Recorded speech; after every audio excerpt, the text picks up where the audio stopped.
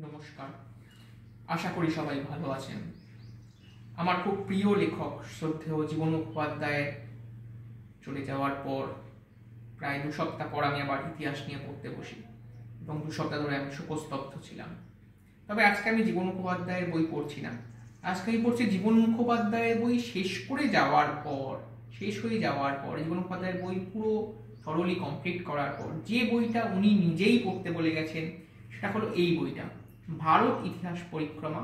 এটা প্রভাতাংশু মাইতি এবং অসিত কুমার মণ্ডলের লেখা। মেনলি বইটা প্রভাতাংশু মাইতির বই নামেই পরিচিত। বইটা কেন পড়তে বলে গেছেন? কারণ জীবন মুখোপাধ্যায়ের বইতে জিনিসগুলো খুব ক্রিস্প আকারে দেওয়া এবং এই বইটাতে সেটা থরলি ডিসকাস করা।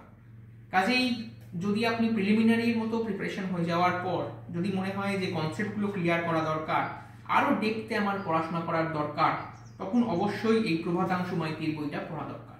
এটাতে যেরকম একদম মডার্ন ইন্ডিয়া, বইটা মেনলি মডার্ন ইন্ডিয়ার উপর বেস করেই 1757 থেকে একদম আমাদের 1947-1964 অব্দি দেওয়া আছে। মানে পুরো জওহরলাল নেহেরুর যে প্রধানমন্ত্রী যতদিন ছিলেন ততদিন অব্দি এই বইটাতে লেখা।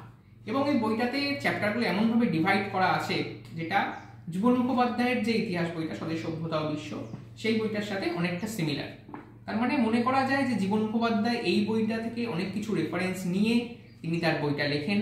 এবং বিভিন্ন জীবন মুখোপাধ্যায় যখন সভা করতেন, তাকে যখন বলা হতো যে কিভাবে ইতিহাস পড়া বা মডার্ন ইন্ডিয়া কিভাবে সম্পূর্ণ করা হবে, তখন তিনি নিজেই বলে গেছেন যে আমার বই তো প্রথমে কমপ্লিট করবে, তারপর পুরো কনসেপ্টটা যেন গ্রিপে চলে আসে এবং ক্রিস্টাল ক্লিয়ার হয়, তার জন্য এই ভারত ইতিহাস পরিক্রমা এই বইটা পড়তে।